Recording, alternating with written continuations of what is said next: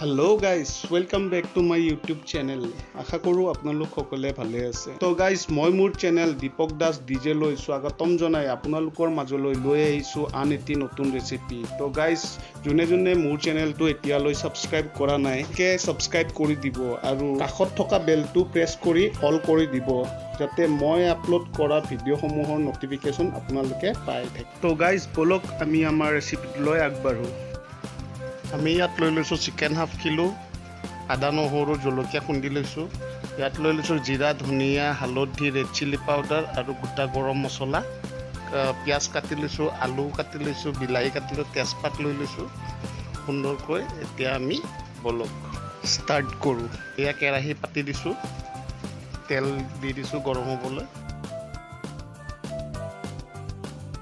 আমাৰ তেল গৰম হৈ গৈছে অলৰেডি। আমি ইয়াত দি দিম তেজপাত এখিলা, গোটা গৰম মছলাখিনিও দি দিম।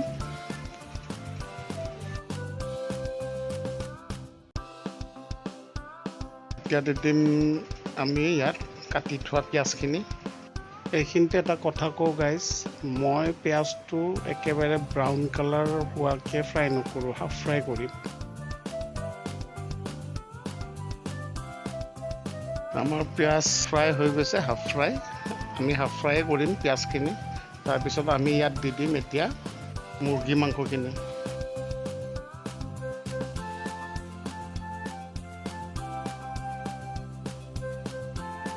আৰু আমি ভালকৈ লৰাই ল'ম।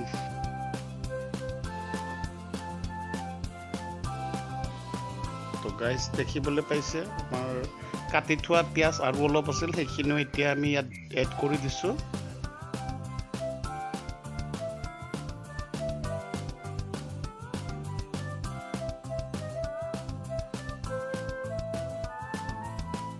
তো গাইজ এতিয়া আমি ইয়াত এড কৰিম নিমখ হালধি আৰু পাউডাৰ মছলা যিমান আছিল গোটেইখিনি।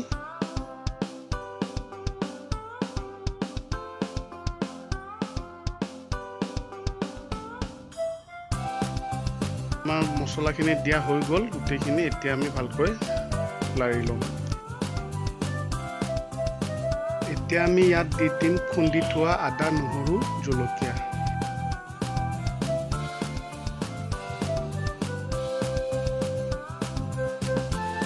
আৰু আমি এতিয়া মছলাখিনি মাংসখিনিৰ সৈতে ভালকৈ মিক্স কৰি ল'ম।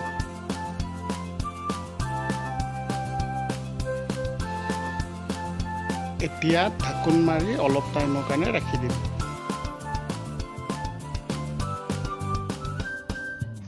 এতিয়া আমি ঢাকোনখন উঠাই কেনে এবাৰ চাই ল'ম।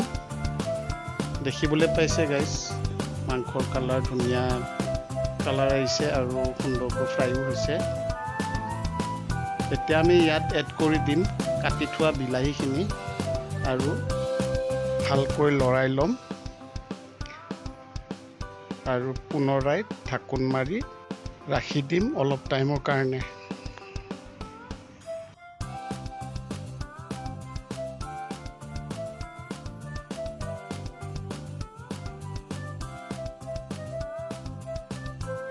তো গাইজ দেখিবলৈ পাইছে আমাৰ বিলাহী ধুনীয়াকৈ সিজি গৈছে, গলি গৈছে। আৰু আমি ইয়াত এতিয়া এড কৰি দিম কাটি থোৱা আলুখিনি। আমি আলু এড কৰি দিলোঁ, এবাৰ লাৰি ল'ম পুনৰাই। তাৰপিছত আকৌ আমি আলুখিনি সিজিবৰ কাৰণে ঢাকোন মাৰি অলপ টাইমৰ কাৰণে ৰাখি দিম।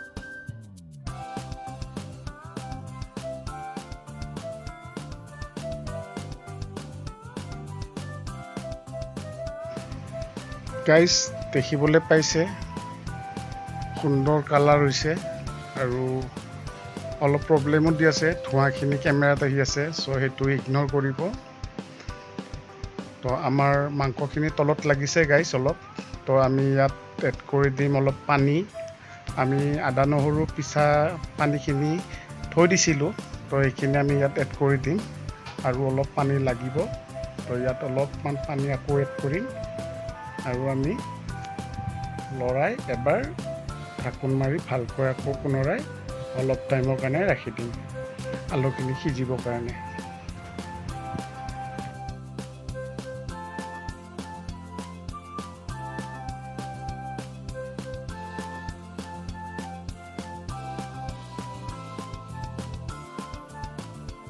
তো গাইজ দেখিবলৈ পাইছে আমাৰ মাংসখন সুন্দৰকৈ উতলিছে। আমি অলপ লৰাই ল'ম আৰু আমি পুনৰাই ঢাকোন মাৰি আকৌ অলপ টাইমৰ কাৰণে ৰাখি দিম।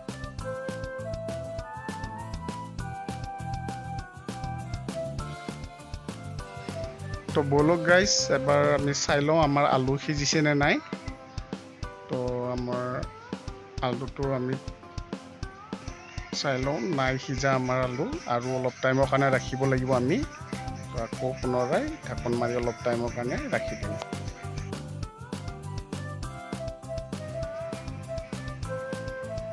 তো গাইজ দেখিবলৈ পাইছে সুন্দৰ কালাৰ হৈছে, পানীও শুকাই গৈছে, পানী বেছি ৰখা নাই আমি। তো আমাৰ মাংসৰ তৰকাৰী হৈ গৈছে, আলু সিজি গৈছে। তো গাইজ ভিডিঅ'টো চাই কেনেকুৱা পালে কমেণ্ট কৰি জনাব নাপাহৰিব। ধন্যবাদ। জয় আই অসম।